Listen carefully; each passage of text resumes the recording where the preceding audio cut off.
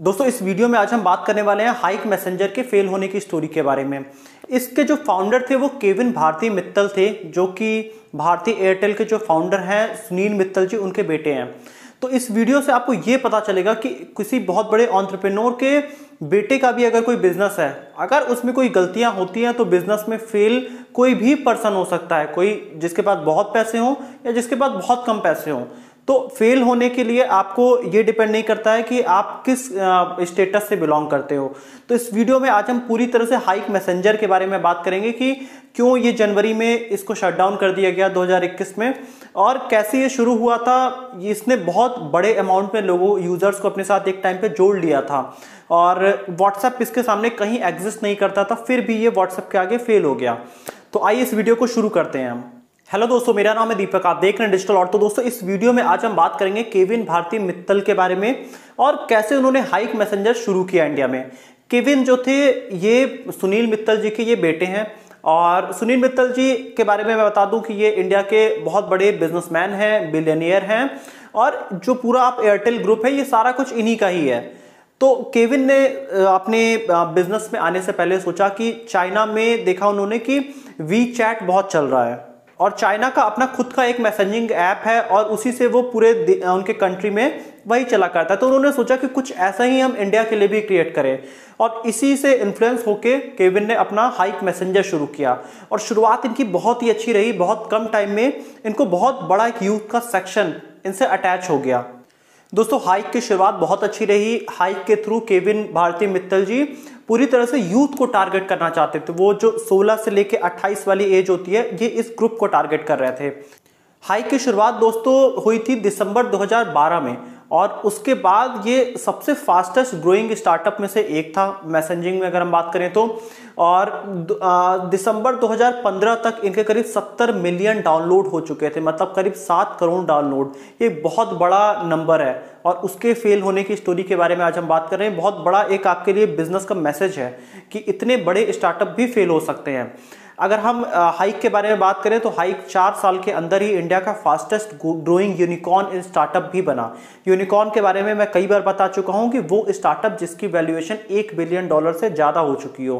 तो उतना ज़्यादा वैल्यूएशन इसकी 2016 तक ही हो गई थी हाइक की, लेकिन फिर भी हाइक आज के डेट में फेल हो चुका है और ये बिजनेस नहीं चल रहा है। दोस्तों हाइक को स्टार्ट करने का केविन का पर्पस ही था कि यूथ आपस में अच्छी चैटिंग कर सके, और उस समय व्हाट्सएप अपने स्टार्टिंग स्टेज में था। व्हाट्सएप स्लोली ग्रो होता जा रहा था और हाइक बहुत ही ज़्यादा जे कर्व बना के ग्रो कर रहा था, क्योंकि हाइक बहुत सारे नए नए फीचर्स ऐड करता जा रहा था। आपको याद होगा कि हाइक ने अलग अलग टाइप के थीम्स ऐड किए थे। हाइक ने हिडन चैट का ऑप्शन ऐड किया था। हाइक ने पहले 100 MB तक का कोई भी आप मैसेज वीडियो शेयर कर सकते हैं, बाद में उसे बढ़ा के 1 GB तक का वीडियो फाइल शेयर करने का बना दिया, और ये बहुत बड़ा फीचर था अपने स्टार्टिंग डेज में ही करना। दोस्तों हाइक अपने आप को रेगुलरली अपडेट करता रहा, और अगर हम 2015 की बात करें तो इसने ज़ेप फोन को बाई किया, और उसके बाद इसने एक नया फीचर लेके आया वाईफाई कॉलिंग का, जिसमें आप 1000 लोगों तक को इसमें जोड़ सकते हो।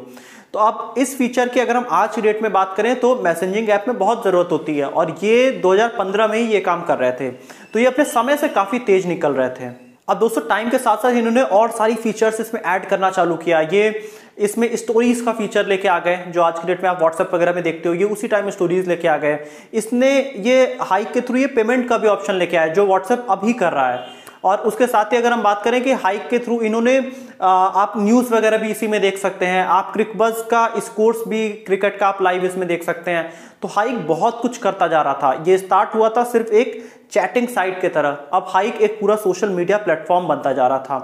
और धीरे धीरे, लेकिन अगर हम बात करें कि हाइक धीरे धीरे लोग छोड़ते गए और व्हाट्सएप का चलन बढ़ता गया इंडिया में, और लोग व्हाट्सएप पे काफ़ी ज़्यादा आ गए। और आज अगर हम बात करें तो 2021 के जनवरी में केविन भारती मित्तल ने अनाउंस कर दिया हाइक को क्लोज करने का, और उसके बाद इन्होंने बताया कि आप किसी और प्लेटफॉर्म पे शिफ्ट हो सकते हैं, और इसके बाद हाइक बंद हो गया।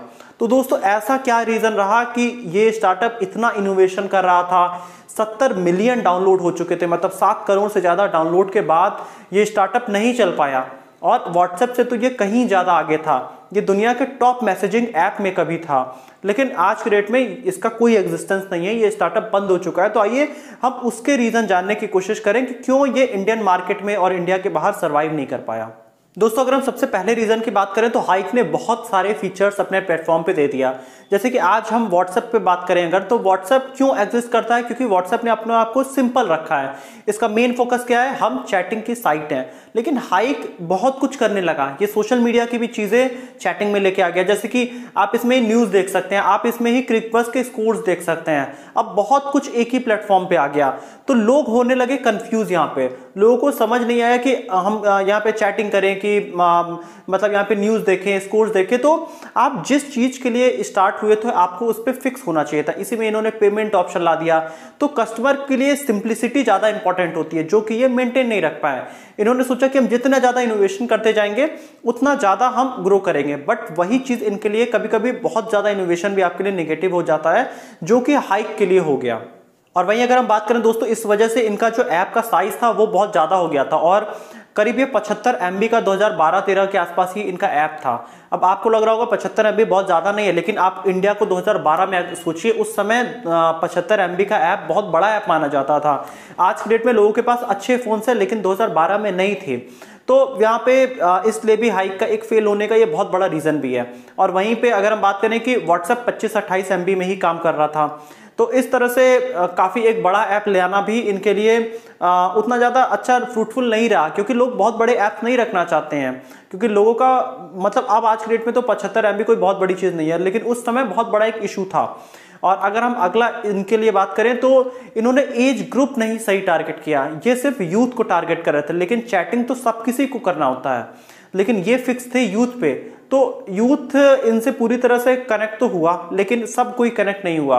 तो अब व्हाट्सएप आज की डेट में अक्रॉस डेमोग्राफिक काम करता है, मतलब व्हाट्सएप सबको यूज करता है। लेकिन हाइक क्या किया? हाइक सिर्फ यूथ के लिए बना था, लेकिन चैटिंग तो सबको जरूरत है ना, सबको करना होता है। तो यहाँ पे हाइक लोगों का मूड नहीं समझ पाया। दोस्तों जो अगला इनका एक बहुत बड़ा रीजन था वो था इनका हायरिंग अच्छी नहीं थी। जब हाइक स्टार्ट हुआ था तो पहले इनके पास 150 एम्प्लॉय थे।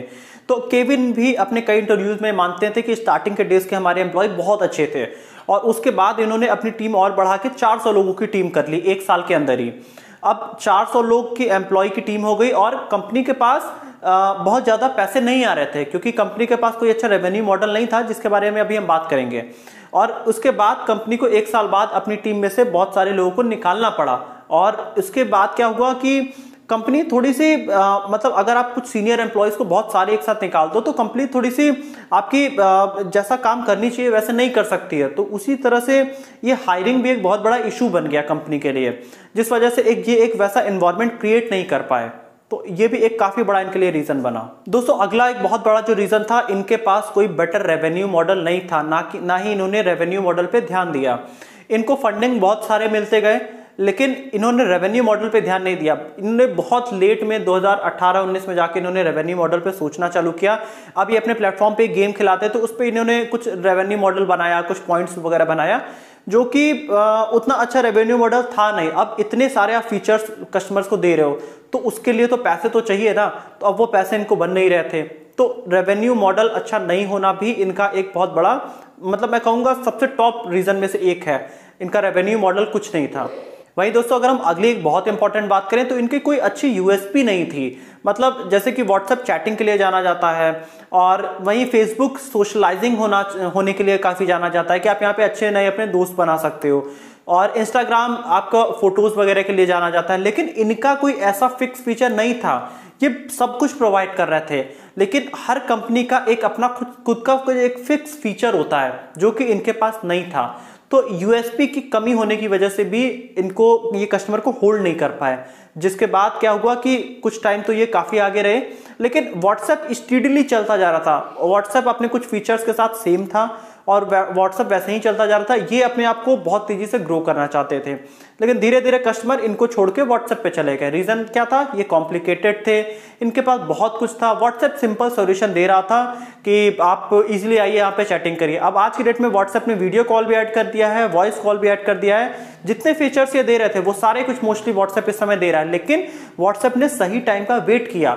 इन्होंने सही टाइम के पहले ये चीजें लॉन्च कर दिया।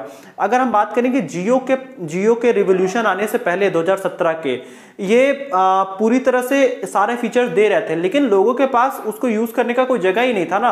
लोगों के पास इंटरनेट का उतना अच्छा कनेक्शन नहीं था।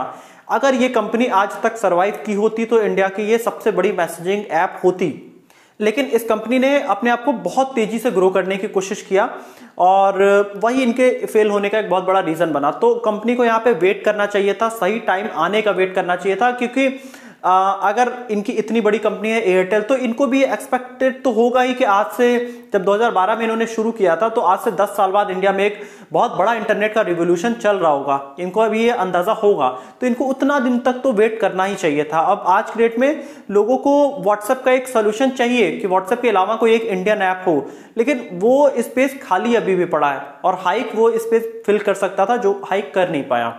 तो काफी प्रॉमिसिंग स्टार्टअप था, स्टार्टअप में बहुत दम था, लेकिन अपनी कुछ गलतियों की वजह से या एक्स्ट्रा इनोवेशन की वजह से ये स्टार्टअप भी फेल हो गया। तो दोस्तों ये इंपॉर्टेंट है, आप कस्टमर की नीड को समझिए। कस्टमर को आपके प्लेटफॉर्म पे चैट करने आना था, ना कि इतने सारे फीचर्स देखने आना था। तो आपको एग्जैक्टली वही पहले डिलीवर करना चाहिए था और उसको एकदम सिंपल रखना चाहिए था। तो यही था दोस्तों हाइक का बारे में कंप्लीट वीडियो। मुझे लगा कि हाइक के बारे में भी एक बेसिक इंफॉर्मेशन आपको पता होनी चाहिए, क्योंकि इसमें लोग सोचते हैं कि हमेशा हम इनोवेशन करते जाएं तो हम चलेंगे, लेकिन ज्यादा इनोवेशन भी आपको कहीं फेल कर सकता है। तो आपको ये भी पता होना चाहिए जितनी डिमांड है उतना ही डिलीवरेंस होना चाहिए।